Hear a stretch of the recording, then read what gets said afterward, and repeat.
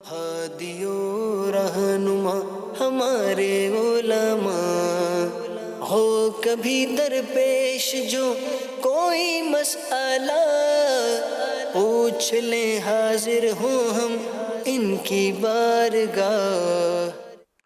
الحمد للہ رب العالمین والصلاة والسلام علی خاتم النبیین اما بعد فاعوذ باللہ من الشیطان الرجیم بسم اللہ الرحمن الرحیم الصلاة والسلام علیک یا رسول اللہ وعلی آلک واصحابک یا حبیب اللہ الصلاة والسلام علیک یا نبی اللہ وعلی آلک واصحابک یا نور اللہ۔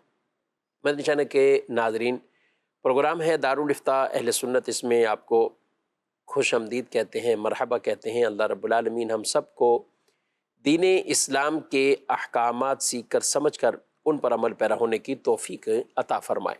ہمارے پیارے نبی صلی اللہ تعالیٰ علیہ وآلہ وسلم کا فرمان عظمت عالی شان، ان اول الناس بی یوم القیامہ اکثرہم علیہ صلاۃ، قیامت کے دن میرے سب سے زیادہ قریب ترین وہ ہوگا جو مجھ پر کثرت سے درود پڑھتا ہوگا۔ صلو علی الحبیب صلی اللہ تعالی علی محمد صلی اللہ علیہ وآلہ وسلم۔ آج کے ہمارے مہمان ہیں شیخ الحدیث مفتی محمد حسان رضا عطاری، ان کو بھی خوش آمدید کہتے ہیں۔ جزاک اللہ۔ کیسے مزاج گرامی؟ الحمدللہ رب العالمین، ماشاء اللہ۔ ہمارے پاس کچھ ویڈیو سوالات بھی ہیں، تو پہلے ہم بڑھتے ہیں، دیکھتے ہیں ناظرین کیا پوچھنا چاہتے ہیں۔ میرا نام محمد رفیق ہے اور مفتی صاحب سے میرا ایک سوال ہے۔ میرا ایک مکان ہے جس کی ملکیت تقریباً 1 کروڑ کے لگ بھگ ہے، اور ہم 2 بھائی 6 بہنیں ہیں۔ اچھا، والدہ نے جیتے جی ہمارے نام کر دیا تھا مکان، وہ مکان میرے نام ہے، اور میری بہنوں کا ان میں حصہ بنتا ہے یا نہیں بنتا، اس میں شرعی طور پہ کیا اس کی حیثیت ہے؟ جی، یہ تو ایک سوال ہے، اور کئیوں کی ایک طرح کی نمائندگی ہوگی۔ عام طور پہ جیتے جی آگے نام پہ ٹرانسفر کر دیا جاتا ہے، اور بعد میں پھر اس طرح کے جھگڑے بھی ہوتے ہیں۔ کیا کہتے ہیں؟ بسم اللہ الرحمن الرحیم۔ اول تو یہ دیکھنا ہوگا کہ یہ مکان آپ کی والدہ کا تھا یا آپ کے والد صاحب کا تھا۔ ٹھیک۔ یا عام طور پہ جو اس طرح کے مکان وغیرہ ہوتے ہیں وہ والد صاحب ہی بناتے ہیں، اور بعض حکمتوں کی بنیاد پر یہ والدہ کے نام یعنی اپنی بیوی کے نام کروا دیتے ہیں، لیکن حقیقتاً مالک وہی ہوتے ہیں۔ تو جب مالک آپ کے والد صاحب ہوں گے تو ظاہر ہے کہ والدہ کا مالک بنانا، یہاں پر نام کر دینا کوئی حیثیت نہیں رکھتا۔ ٹھیک۔ وہ والد صاحب کی وراثت ہے، اسی حساب سے اس کی تقسیم کاری ہوگی۔ اور جہاں تک رہا والدہ کا مالک بنا دینا، والدہ کا نام کر دینا کاغذات کے اندر، تو یہ بھی ضروری نہیں کہ شرعی طور پر آپ کو قبضہ مل گیا ہو۔ عمومی طور پر ہوتا یہی ہے کہ گھر کے اندر رہ رہے ہوتے ہیں، اور سارے جو نام کرنے والا ہوتا ہے وہ گھر کے اندر پورا تصرف کر رہا ہوتا ہے، اس کو پورا اختیار اس کے اندر حاصل ہوتا ہے، اور وہ اسی طریقے سے نام کر دیتا ہے، حالانکہ اس طرح شرعی طور پر قبضہ نہیں ہوتا۔ تو اگر یہی صورتحال ہے اور عمومی طور پر یہی صورتحال ہوتی ہے تو وہ ظاہر ہے کہ آپ کی والدہ ہی کا ہے، اور پھر اس میں جو تقسیم کاری ہے شریعت کے مطابق وہ ہوگی، اور اس میں یقیناً آپ کی بہنوں کا حصہ یہ بنے گا۔ اب جب کبھی ایسا معاملہ زندگی کے اندر پیش آ جائے تو اولاً تو کرنا کس انداز میں چاہیے، کہ ایسا کرنا بھی چاہیے یا نہیں کرنا چاہیے کہ کسی ایک بیٹے کے نام اس طریقے سے کر دیا، یہ ایک الگ مسئلہ ہے کہ شریعت مطہرہ میں اس طرح اجازت نہیں ہوتی کہ ایک ہی بیٹے کو سب کچھ دے دیا جائے، یا ایک ہی بیٹی کو یا ایک وارث کو سب کچھ دے کے باقیوں کو محروم کر دیا جائے۔ تو اب جب بھی ایسا معاملہ پیش آئے تو تقسیم کرنے والے کو یا نام کر دینے والے کو چاہیے کہ کسی مفتی اسلام سے جو صحیح العقیدہ مفتی صاحب ہوں، تجربہ کار ہوں، ان کے پاس جائیں اور جا کر اپنے اس مسئلے کے حوالے سے مشورہ کریں، کیونکہ بسا اوقات واقعی ایسا ہوتا ہے کہ نام کر دینا ٹھیک بھی ہوتا ہے، بعض صورتیں اس کی ٹھیک ہوتی ہیں، لیکن جس انداز میں نام کیا گیا ہوتا ہے وہ نام ہوتا نہیں ہے، اس وجہ سے پھر بعد میں دیگر مسائل کھڑے ہوتے ہیں۔ تو اس لیے جو آپ کا مسئلہ ہے اس کی ڈیٹیل میں نے بیان کر دی ہے، اب اس میں ہمیں تفصیل درکار ہوگی تو آپ دارالافتاء اہل سنت میں تشریف لے آئیں اور اپنی ساری صورتحال بیان کر دیں، تو انشاءاللہ تبارک و تعالیٰ اس کے مطابق آپ کو جواب دے دیا جائے گا۔ ٹھیک ہے۔ اور اس میں یہ مسائل ہوتے ہیں، صرف نام کر دینے پر یہ نہیں کر سکتے کہ بھی میرے نام ڈاکومنٹس بنے ہوئے ہیں، ایسے نہیں ہوگا جی۔ ٹھیک ہے۔ اچھا، زندگی میں ویسے کوئی دینے کا کوئی طریقہ کار بھی ہے، کوئی درست طریقہ کار؟ اس میں درست طریقہ کار یہ ہے کہ جتنے بھی ورثہ ہیں ان کے درمیان برابر تقسیم کاری کرے، بہتر طریقہ کار یہی ہے، یعنی بیٹے بیٹیوں کے درمیان تقسیم کرنا چاہتا ہے تو بہتر طریقہ یہ ہے، اچھا طریقہ یہ ہے کہ آپ اپنے بیٹے اور بیٹیوں کو برابر برابر دیں. لیکن اگر آپ یہ کرنا چاہتے ہیں کہ کسی کو زیادہ دینا چاہتے ہیں تو اس میں پھر بیٹوں کو بیٹیوں کے مقابلے میں 2 گنا آپ دے سکتے ہیں. یہ انداز اختیار کر سکتے ہیں. ہاں اگر بیٹے کے اندر یا بیٹی کے اندر کوئی ایسی فضیلت پائی جاتی ہے کہ جو دینی اعتبار سے ہے یا وہ ماں باپ کا بہت زیادہ خدمت گزار ہے جس کی بنیاد پر اس کو کچھ دوسروں کے مقابلے میں زیادہ دینا چاہتے ہیں تو وہ دے سکتے ہیں. صحیح ہے. اس کا بھی باقاعدہ اچھا ہے کہ ایک پورا شرعی رہنمائی لے لیں، پورا فتویٰ اپنے پاس حاصل کر لیں اور رکھ لیں تاکہ کل کو اولاد کے مابین کوئی اس طرح کے اختلافات بھی نہ ہو. جی مزید سوال. مسئلہ یہ ہے کہ یہاں جو ہماری مسجد ایک چھوٹی سی مسجد ہے اور اس مسجد میں 5 وقت کی جماعت نہیں ہوتی اور دیہات ہے. اگر 5 وقت کی امامت نہ ہو، جماعت نہ ہو، یہ جمعے کے لیے شرط ہے کہ نہیں؟ جمعہ کی نماز کے لیے کیا یہ شرط ہے کہ اس مسجد میں 5 وقت کی نماز بھی ہو رہی ہو؟ اچھا، انہوں نے مختلف بات کی کہ ہمارا گاؤں ہے، چھوٹی سی مسجد ہے، 5 وقت کی نماز نہیں ہوتی، اب وہاں شاید جمعہ قائم کرنا چاہتے ہیں، کیا کہتے ہیں؟ جمعہ کے لیے یہ تو شرط نہیں ہے کہ وہاں 5 وقتہ نماز ہوتی ہو. گراؤنڈ کے اندر بھی جمعہ ہو سکتا ہے اور کسی اور جگہ پر بھی جمعہ ہو سکتا ہے. جمعہ کے لیے اپنی شرائط ہیں، جیسے اذن عام کا ہونا کہ ہر ایک ادھر آ سکتا ہو، کسی کو روکا نہ جاتا ہو آنے سے. اسی طرح جمعہ کے لیے ایک شرط یہ ہے کہ وہ جو ادا ہوگا جمعہ وہ شہر کے اندر ادا ہوگا. اب اگر گاؤں جیسا کہ آپ بیان کر رہے ہیں کہ چھوٹا سا گاؤں ہے تو پھر اس صورت میں تو وہاں پر جمعہ ادا نہیں کیا جائے گا. ہاں بہت بڑا گاؤں ایسا ہے کہ جس کی بڑی مسجد کے اندر وہاں پر جتنے لوگوں پر جمعہ فرض ہوتا ہے وہ اس کے اندر سما نہیں سکتے، تو پھر ایسے گاؤں کو جو ہے وہ شہر کا حکم دیا جاتا ہے، وہاں پر جمعہ قائم ہو سکتا ہے. تو اس انداز میں جو آپ مسجد کے حوالے سے بیان کر رہے ہیں وہاں جمعہ قائم نہیں کیا جائے گا، وہاں پر ظہر ہی کی نماز ادا کی جائے گی. مزید. میرا مفتی صاحب کی بارگاہ میں سوال ہے کہ مغرب کی 2 سنت پڑھ چکا تھا، پھر 2 نفل پڑھنا تھا تو غلطی سے پھر سے 2 سنت کی نیت باندھ لی، تو کیا نماز توڑ سکتے ہیں اور کب نماز توڑنے کی اجازت ہے؟ اور دوسرا سوال یہ ہے کہ علم دین حاصل کرنے کی جو فضیلت آئی ہے تو وہ صرف عالم بننے کی لیے ہی آئی ہے یا پھر اگر تھوڑے سے علم بھی حاصل کرے تو اس کے لیے بھی آئی ہے؟ جواب ارشاد فرمائیں. جزاک اللہ خیرا. جی، نفل کہنا تو سنت کہہ لیا تو کیا نماز توڑنی اس ہوگی؟ سے کوئی نہیں، نماز نہیں توڑنے کی اجازت بھی نہیں ہے. اصل تو دیکھیں نیت دل کے ارادے کا نام ہے، یعنی آپ کے دل میں یہ نیت ہونی چاہیے، ارادہ ہونا چاہیے کہ آپ کون سی نماز پڑھ رہے ہیں. تو اگر آپ کے دل میں یہی تھا جب آپ کھڑے ہو رہے تھے کہ میں نفل پڑھنا ہے، تو زبان سے چاہے فرض ہی کے الفاظ نکلے ہوں، واجبی کے الفاظ نکلے ہوں، تو بھی آپ کے وہ نفل ہی ادا ہوں گے، کیونکہ دل کا ارادہ یہ اصل نیت ہے. اور ویسے بھی اگر سنت کا لفظ بولا ہے اور مراد نفل پڑھنا ہے تو بھی اس سے نفل ادا ہو جائیں گے. باقی جو رہا علم دین کے حوالے سے انہوں نے کہا، تو جو فضیلت ہے علم دین کی مطلقاً جو فضیلت آئی ہے کہ علم حاصل کرنے پر یہ فضیلت اللہ پاک عطا فرماتا ہے، تو وہ تو حاصل ہوگی. عالم کے فضائل یہ جدا گانا آئے ہیں، وہ فضیلت ظاہر ہے کہ اسی کو حاصل ہوں گی جس پر عالم کی تعریف صادق آتی ہو. باقی اس کے علاوہ جو شخص بھی علم حاصل کرنے کے لیے نکلا ہے، تو جو بھی نکلا تھوڑے سے راستے پہ نکلا، تھوڑا سا علم اس نے حاصل کیا، تو جو علم دین حاصل کرنے کی فضیلت حدیثوں میں آئی ہے انشاءاللہ تبارک و تعالیٰ اس کو یہ حاصل ہوگی. جی، SMS میں سوال ہے، یہ پوچھ رہے ہیں کہ اگر کوئی شخص کسی کو معاف کر دے اور پھر دوسرے دن بولے کہ میں معاف نہیں کروں گا، پھر یعنی واپسی دوبارہ آ گئے، غلط بات ہے نا. جب معاف کر دیا اس نے تو اب دوبارہ اس طرح وہ نہیں بول سکتا ہے میں معاف نہیں کروں گا. تو معاف کر دیا تو اب معاف کر دیا. اب باقی دوسرا اندر معاملہ کیا ہے، کوئی مالی معاملات ہیں، کیا چیز ہے، وہ تو ظاہر ہے کہ جب یہ جھگڑا سامنے آئے گا تو ہی پتہ چل سکے گا. ورنہ جب ایک دفعہ معاف کر دیا تو وہ معاف ہو گیا، اور اب اس کے بعد دوبارہ یوں کہنا کہ جو ہے وہ میں معاف نہیں کروں گا تو یہ بات غلط ہے. یا میں نے معاف نہیں کیا ہوا، اس طرح کے بھی جملے، یعنی اب ایک دفعہ کر دیا تو بر کر دیا، ختم. معافی کرنا دے اس طرح کے واقعات کو ہم کل یعنی دیکھیں جو معاف کرنا ہے وہ تو شریعت مطہرہ کو مطلوب ہے. اللہ تبارک و تعالیٰ معاف کرنے والوں کو پسند کرتا ہے کیونکہ وہ خود معاف کرنا پسند کرتا ہے، تو جو معاف کرتے ہیں ان کو اللہ تبارک و تعالیٰ پسند فرماتا ہے. تو اگر کوئی ایسی بات نہ ہو کہ جو رکاوٹ بن رہی ہو تو بندے کو حتی الامکان یہی چاہیے کہ وہ معافی مانگنے والے کو معاف کر دے. بعض اوقات ایسا معاملہ ہوتا ہے کہ جس میں واقعی طبیعت اس طرح کی ہوتی ہے کہ معاف کرنا مشکل ہو جاتا ہے، یا مثال کے طور پہ مالی معاملہ ہی ہے اور اب وہ مال دبا کے بیٹھا ہو کہ تو مجھے معاف کر دو، تو ظاہر ہے اس کو کیسے معاف کیا جائے گا؟ صحیح. اس کا مال واپس کرے گا تو ہی وہ معاف کر سکے گا نا، ورنہ تو کوئی بھی اپنا مال چھوڑنے کے لیے تیار نہیں ہوگا. تو یہ صرف وہ معاملات کے جو حقوق سے تعلق نہ رکھتے ہوں، ان میں اگر کوئی آ کے معافی مانگتا ہے تو پھر بہتر یہی کہ بندہ اسے معاف کر دے. اور اس کی تاکید حدیثوں کے اندر آئی ہیں. بعض لوگ دل کے اندر لے کے بیٹھے ہوتے ہیں اور معاف کرنے کا ذہن بالکل بھی نہیں ہوتا. تو ایسوں کے بارے میں حدیث پاک کے اندر یہ آیا ہے کہ جس کے پاس اس کا بھائی معافی لے کر آیا اور اس نے قبول نہ کیا تو اسے حوض کوثر پر آنا ملے گا. اللہ اکبر، اللہ اکبر. یعنی معذرت قبول کر لینی بالکل چاہیے. قبول کرنی چاہیے. اچھا، معاف تو کر لیا، لیکن ایک ہوتا ہے دل سے گیا نہیں ہے، اس کی تکلیف یا بعض اوقات ایسی پہنچی ہوئی ہوتی ہے کہ دل میں تکلیف رہ جاتی ہے، یہ بھی ایک الگ ہے.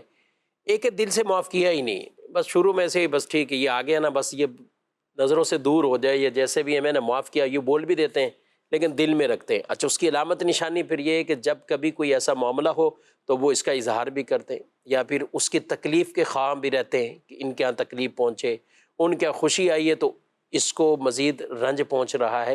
تو یہ دل سے، یعنی معافی کا دل سے بھی یہ تو تعلق. کینے میں بدل گیا نا. اصل میں کینہ جو ہوتا ہے وہ یہی دبا ہوا غصہ ہوتا ہے. کسی کے خلاف کچھ بدلہ نہیں دے سکتا تو پھر وہ دل کے اندر قرار پکڑ لیتا ہے اور یہ کینہ ہوتا ہے. ایک ہے واقعی تکلیف ایسی پہنچی کہ نہیں بندہ جو ہے وہ معاف کر سکتا، تو اب ظاہر ہے کہ وہ دل سے نہیں اس کی معافی نکل لی تو ہم اس کے بارے میں کیا کہہ سکتے ہیں. صحیح. ہاں، جب اس نے زبان کے تقاضے پورے کر لی کہ میں نے معاف کر دیا آپ کو، اب وہ اللہ پاک سے دعا کرے کہ اللہ دل کے اندر بھی اطمینان ڈال دے کہ میں اس کو معاف کر دوں. یہ دعا ہی کر سکتا ہے وہ.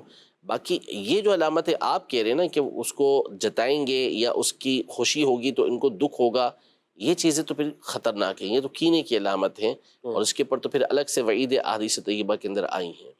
ٹھیک ہے، معاف کر دیا تو بس دل سے ہی آدمی معاف کرنا چاہیے. معاف کر دے اور اللہ سے دعا بھی کرتا رہے کہ یہ دل کے اندر اگر کیفیت ایسی ہے بھی سامنے والے سے تکلیف زیادہ پہنچی تو یہ دل والی جو کیفیت ہے وہ بھی بدل دے اور اللہ تعالیٰ دلوں میں پیار داخل فرما دے. ہونا یہی چاہیے. معافی کو بہت محبوب اور پسندیدہ عمل یہ فرمایا گیا ہے، تو حتی امکان آدمی معافی اختیار کرتا رہے. مزید سوال. میرا آپ سے سوال ہے کہ اکثر لوگ پوچھتے ہیں ختم دلانا کون سی حدیث میں ہے، ہمیں کیا جواب دینا چاہیے؟ ان سے پوچھتے ہیں ختم دلانا کس حدیث سے ہے، تو یہ کیا جواب دیں؟ یہ جواب دیں کہ علماء اہل سنت سے رابطہ کریں. ٹھیک ہے، تو یہ آپ کا جواب ہے. باقی رہا ختم دلانا کس حدیث سے ثابت ہے، تو ختم کی ممانعت کس حدیث سے ثابت ہے یہ بتا دیا جائے تو پھر وہ حدیث بھی ہم بتا دیں گے کہ جس میں ختم کا ثبوت ملتا ہے. تو ختم کی جو اصل ہے وہ ایصال ثواب ہے. یعنی آپ جو پڑھتے ہیں قرآن مجید فرقان حمید کی تلاوت کرتے ہیں اور کھانا سامنے رکھا ہوتا ہے، تو یہ تو بخاری شریف کے حدیثوں کے اندر موجود ہے کہ نبی پاک صلی اللہ علیہ وسلم نے کھانے کے سامنے کچھ پڑھا تھا، تو اسی کو علماء نے دلیل بنایا ہے کہ کھانا سامنے رکھ کر پڑھنا، چاہے وہ قرآن کی آیات ہوں یا دیگر کوئی اوراد و وظائف ہوں، پڑھنا بالکل درست ہے. نبی پاک صلی اللہ علیہ وسلم کے سامنے کھانا موجود تھا. معجزہ مشہور ہے حضرت سیدنا ابو طلحہ انصاری رضی اللہ تعالیٰ عنہ کے گھر جا کر جو تھوڑا سا کھانا بوسوں کو پورا ہو گیا تو اس میں یہی تھا کہ کھانا سامنے رکھا تھا اور نبی پاک صلی اللہ تعالیٰ علیہ وسلم نے جو اللہ نے چاہا اس کے اوپر پڑھا. تو یہی ہمارا طریقہ کار ہے، ہم بھی پڑھتے ہیں جو اللہ پاک چاہتا ہے. ظاہر ہے کہ اس میں قرآن کی آیات پڑھی جاتی ہیں اور درود پاک پڑھا جاتا ہے اور کچھ تو اس کے اندر نہیں پڑھا جا رہا ہوتا. اور پھر اس کا جو بنیادی مقصد ہے وہ میت کو ایصال ثواب کرنا ہے. یعنی آپ کے مرحوم کو آپ ثواب پہنچانا چاہتے ہیں اور اس کا ثبوت قرآن پاک سے بھی موجود ہے، حدیث پاک میں بھی موجود ہے. سورۃ الحشر میں اللہ پاک نے ان لوگوں کی تعریف کی ہے کہ جو اپنے سے پہلے گزرنے والوں کے لیے مغفرت کی دعا کرتے ہیں، اور دعا بھی ایک عمل ہے جس کے ذریعے سے ان کو فائدہ پہنچ رہا ہوتا ہے. تو اسی طرح ہم بھی یہاں پہ فائدہ پہنچانے کی کوشش کرتے ہیں کہ ایصال ثواب کرتے ہیں اور ان کو اس کا فائدہ پہنچتا ہے، جیسا کہ حدیث مبارکہ کے اندر اس کی تفصیل بھی موجود ہے. حضرت سیدنا سعد رضی اللہ تعالیٰ عنہ نبی پاک صلی اللہ علیہ وسلم کی بارگاہ میں حاضر ہوئے. سنن نبی داؤد کی حدیث مبارکہ ہے، انہوں نے عرض کیا رسول اللہ صلی اللہ علیہ وسلم میری والدہ انتقال کر گئی ہیں تو کیا میں ان کے لیے کچھ نیک کام کروں؟ آپ علیہ السلام نے فرمایا کہ ہاں. تو انہوں نے پوچھا کہ کیا؟ تو آپ علیہ السلام نے فرمایا پانی. تو انہوں نے کنواں کھدوا دیا اور اس کے اوپر لکھ دیا کہ ام سعد کے لیے، ہادہ ام سعد، یہ ام سعد کے لیے، یعنی اس کا جو ثواب ہے وہ ام سعد کو پہنچے گا. تو یہ خود نبی پاک صلی اللہ علیہ وسلم کی تعلیم سے ایصال ثواب کا ثبوت موجود ہے. اور یہی ختم کی اصل ہے کہ ختم کے اندر بھی یہی کیا جاتا ہے، اللہ تبارک و تعالیٰ کا نام لیا جاتا ہے، قرآن مجید فرقان حمید کی تلاوت کی جاتی ہے اور پھر اس کے بعد جس کو مقصود ہوتا ہے اس کو اصحال ثواب کر دیا جاتا ہے۔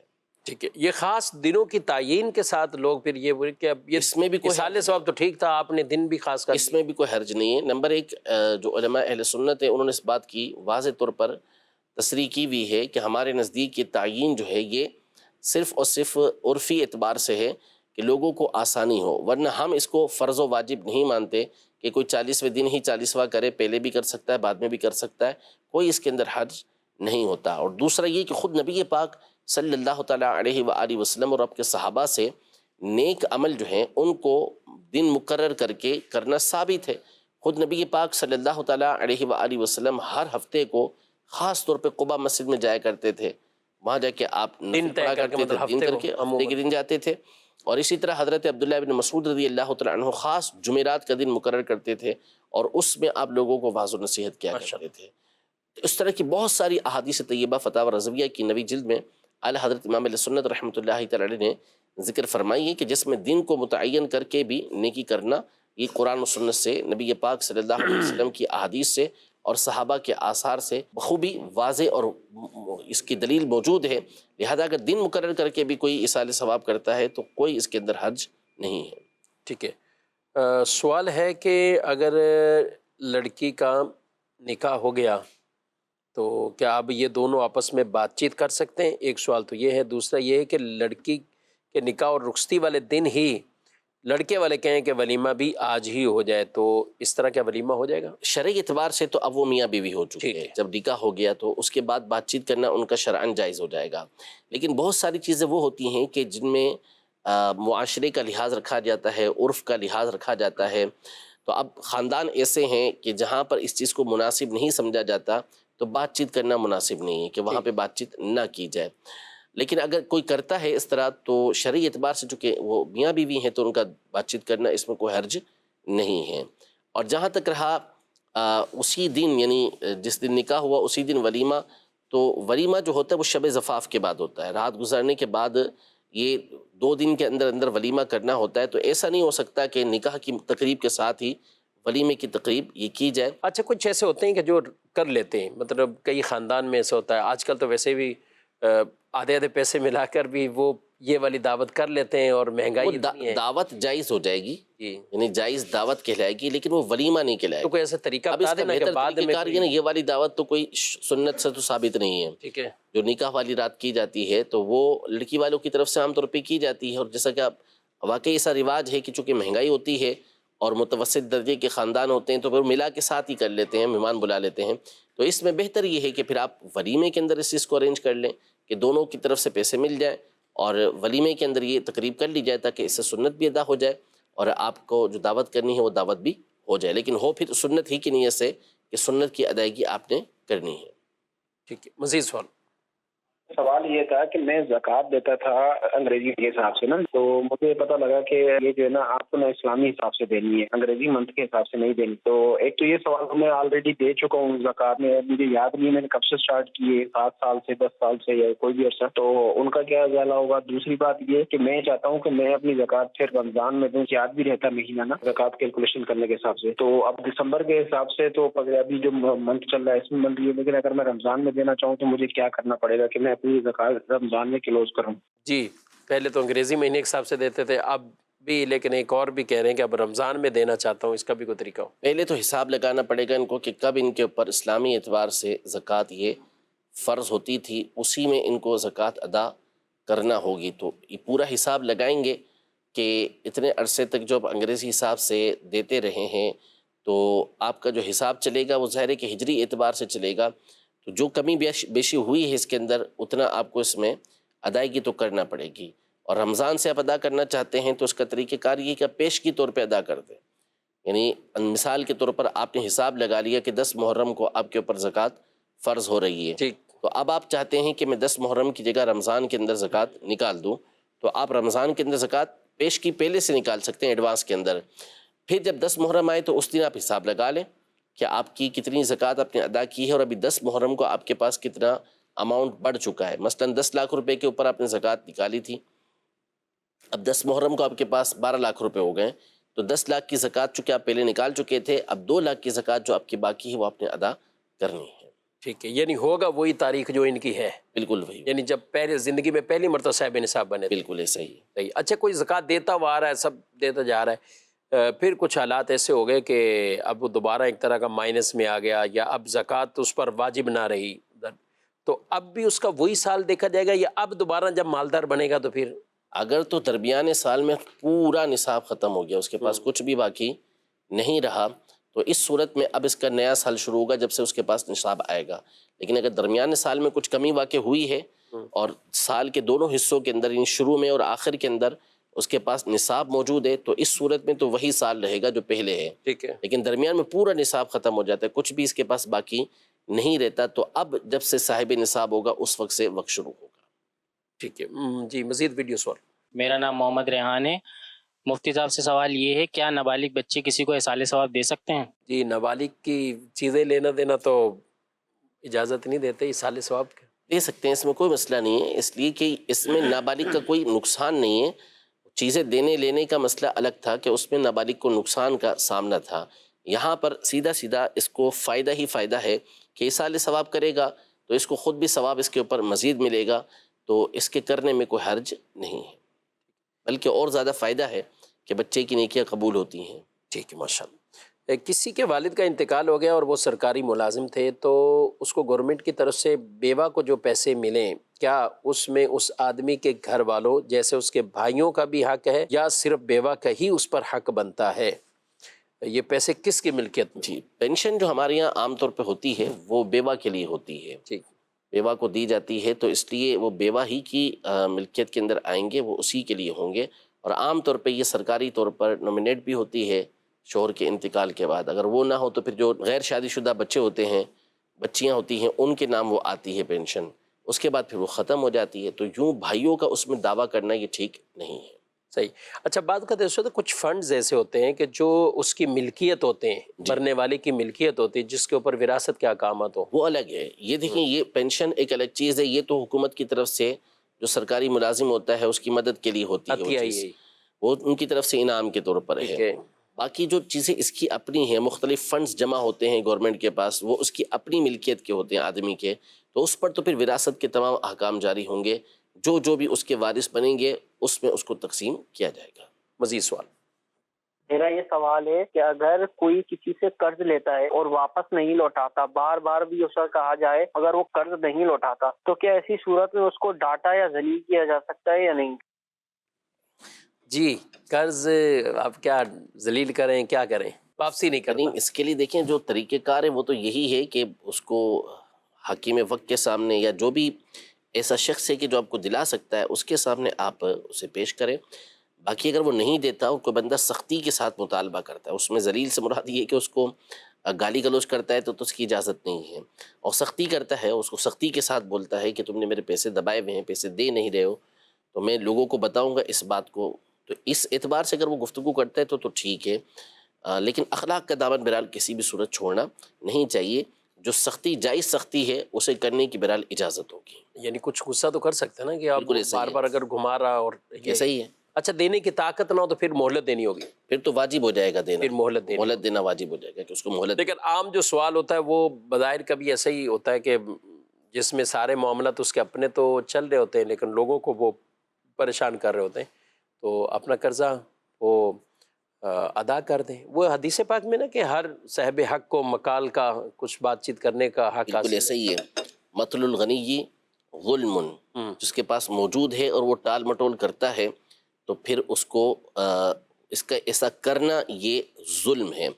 اور پھر نبی پاک صلی اللہ علیہ وسلم قرض سے پناہ مانگا کرتے تھے۔ اس کی وجہ جب پوچھی گئی تو ایک بات یہ بتائی کہ جب کوئی بندہ قرض لیتا ہے تو وعدہ کرتا ہے تو اس کی خلاف ورزی کرتا ہے، اور جب بات کرتا ہے تو پھر جھوٹ بولتا ہے۔ حالانکہ نبی پاک صلی اللہ علیہ وسلم ظاہر ہے کہ اس سے پاک ہیں، لیکن آپ علیہ السلام قرض سے اس لیے پناہ مانگتے تھے۔ تو اب قرض لے لیا ہے تو پھر اس کو ٹالے نہیں، اور نیت بھی یہی ہونی چاہیے لیتے ہوئے کہ میں نے اسے ادا کرنا ہے، تو اللہ پاک بھی مدد فرماتا ہے۔ لیکن آج کل تو بہرحال ہمارے یہاں پر جو قرض لیتے ہیں وہ لیتے ہی اس نیت سے ہیں کہ واپس نہیں کرنا، تو پھر نتیجہ اس کا خراب نکلتا ہے، اور اللہ تبارک و تعالیٰ کی طرف سے بھی اس کی مدد نہیں کی جاتی۔ ایک سوال ہے کہ کزنوں میں شادی کے حوالے سے اسلام کیا کہتا ہے؟ شرعی اعتبار سے تو اس میں کسی طرح کا کوئی حرج ہے ہی نہیں، ٹھیک، خود نبی پاک صلی اللہ تعالیٰ علیہ وآلہ وسلم کی جو ایک زوجہ محترمہ تھیں ام المومنین حضرت سیدتنا زینب بنت جحش رضی اللہ تعالیٰ عنہا، یہ نبی پاک صلی اللہ علیہ وسلم کی پھوپھی کی بیٹی تھی، پھوپھی کی بیٹی تھی۔ تو نبی پاک صلی اللہ علیہ وسلم نے ان سے نکاح فرمایا۔ اسی طرح سیدنا علی المرتضیٰ کرم اللہ تعالیٰ وجہہ الکریم کا جو نکاح ہوا سیدہ کائنات سیدہ فاطمہ زہرا رضی اللہ تعالیٰ عنہا سے، تو وہ نبی پاک صلی اللہ تعالیٰ علیہ وسلم کی شہزادی اور حضرت علی رضی اللہ تعالیٰ عنہ نبی پاک صلی اللہ علیہ وسلم کی چچا زاد بھائی تھے اور عمر میں قریب تھے، اس اعتبار سے بھی ان کو کزن سے بھی تعبیر کیا گیا ہے۔ خود نبی پاک صلی اللہ علیہ وسلم نے فرمایا کہ ابن عمی کی، وہ تمہارے چچا کے بیٹے ہیں۔ تو یوں جو کزن میریج ہے وہ شرعی اعتبار سے تو اس میں کوئی حرج نہیں ہے۔ اور بھی مثال کے طور پر خود امام حسن مجتبیٰ رضی اللہ تعالیٰ عنہ کے بیٹے امام حسن مثنیٰ رضی اللہ تعالیٰ عنہ، ان کا نکاح امام حسین رضی اللہ تعالیٰ عنہ کی بیٹی حضرت سیدہ فاطمہ صغریٰ رضی اللہ تعالیٰ عنہ کے ساتھ ہوا، تو یہ بھی کزن میرج تھی، ساتھ اس طرح نکاح ہوا۔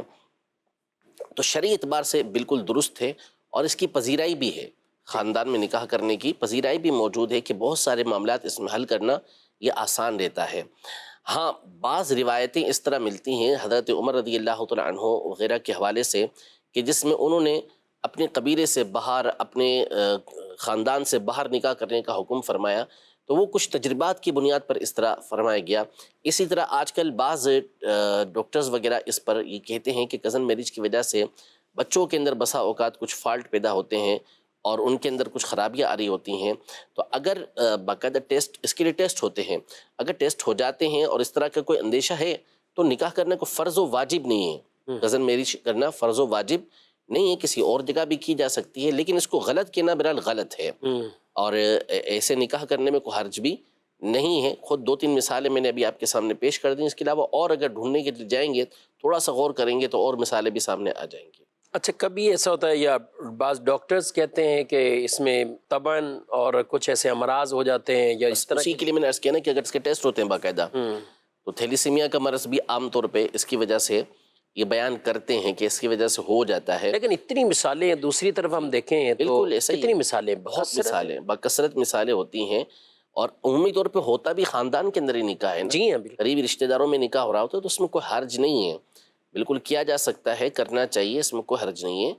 خاندان کے باہر بھی کیا جا سکتا ہے، بسا اوقات اس میں غلطی ہوتی ہے کہ خاندان سے باہر کرنے میں کچھ ایسی سختیاں ہوتی ہیں کہ جو شریعت کے خلاف ہوتی ہیں۔